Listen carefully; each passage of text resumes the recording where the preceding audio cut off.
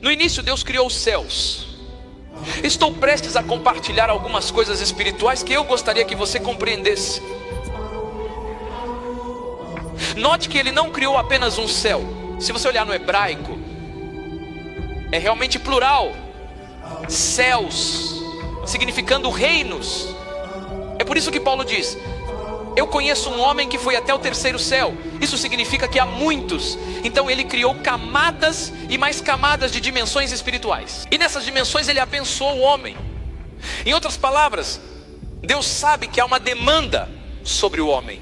E responda-me você, veja isso: onde você estava quando eu lancei os fundamentos da terra?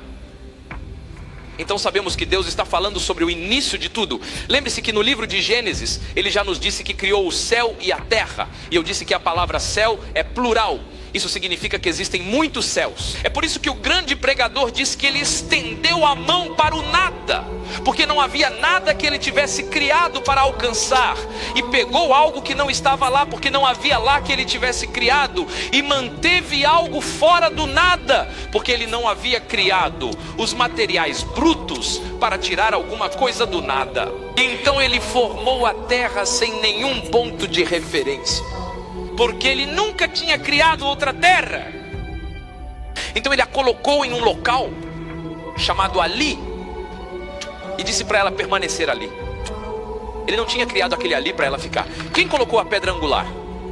Você quer dizer que essa coisa esférica inteira é uma esquina? Leia o livro de Isaías. Ele diz que o mundo é esférico. Mesmo o livro de Jó, ele diz que o mundo é esférico antes dos cientistas descobrirem. Quando as estrelas da manhã, significando os anjos, deixe-me tentar aqui, diz que quando os anjos cantaram juntos e todos os filhos de Deus gritaram de alegria, você não ouviu. Significa que antes de sermos criados, antes da terra ser criada, Deus estava formando a terra, e em um sentido amplo, os anjos estavam aplaudindo. Você criará uma montanha e os anjos aplaudirão. O que é isso? O que é isso? A destreza com que Ele tocou as montanhas e as formou surpreendeu tanto os anjos que eles lhe deram um nome que não era um nome, nem era um título. Eles disseram santo, santo, santo, santo. Era um ponto de exclamação. Estavam tão surpresos com a maneira como Ele fazia as coisas que um anjo disse santo, outro disse santo, outro disse santo, e eles têm dito santo até a eternidade futura, chocados com a forma como Ele fazia as coisas. Diz que quando os anjos aplaudiram de alegria, aqui está meu ponto sobre acessar os reinos superiores. Seres angelicais são movidos por agendas. A razão pela qual você não viu anjos é porque eles são movidos por agendas.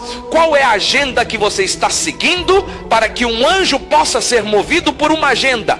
A coisa que modera, ou melhor dizendo, as modalidades de operação dos anjos é pelo controle de agendas. Eles têm um modus operandi. A maneira como operam é que são controlados por agendas. Quando um homem se torna consumido pela comissão e agenda ou uma missão de Deus, os anjos também fluem nessa direção.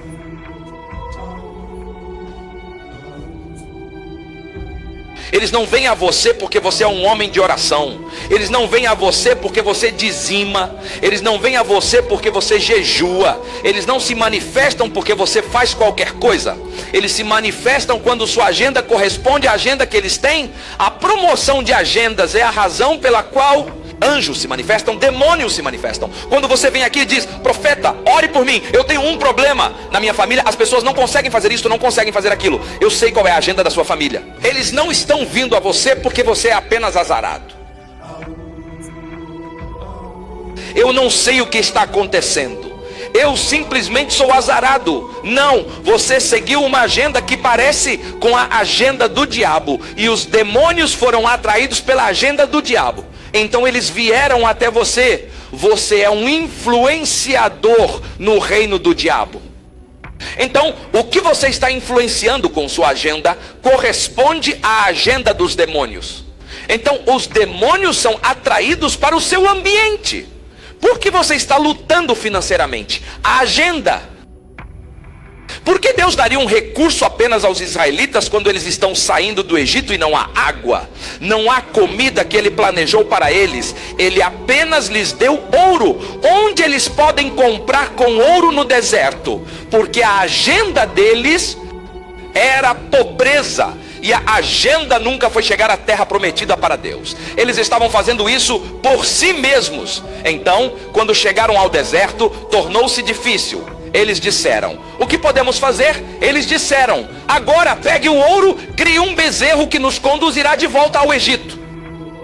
Quando a agenda de um homem não é a agenda de Deus, ele usará o dinheiro e a prosperidade que Deus lhe deu não para fazer nada, mas adorará o dinheiro que Deus lhe deu, em vez de usar o dinheiro para adorá-lo.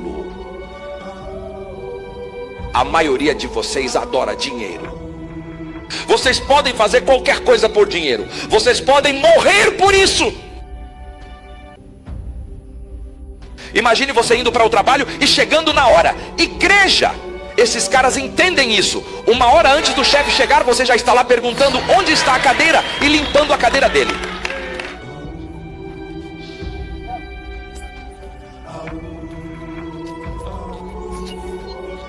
Então, sua agenda é usar o dinheiro não para adorar a Deus, mas para adorar o dinheiro. Alguns de vocês estão me assistindo agora, estão me assistindo do trabalho. Vocês estão até roubando tempo, fugindo para assistir porque disseram ao chefe que podem vir no domingo, contanto que recebam um pagamento mais alto.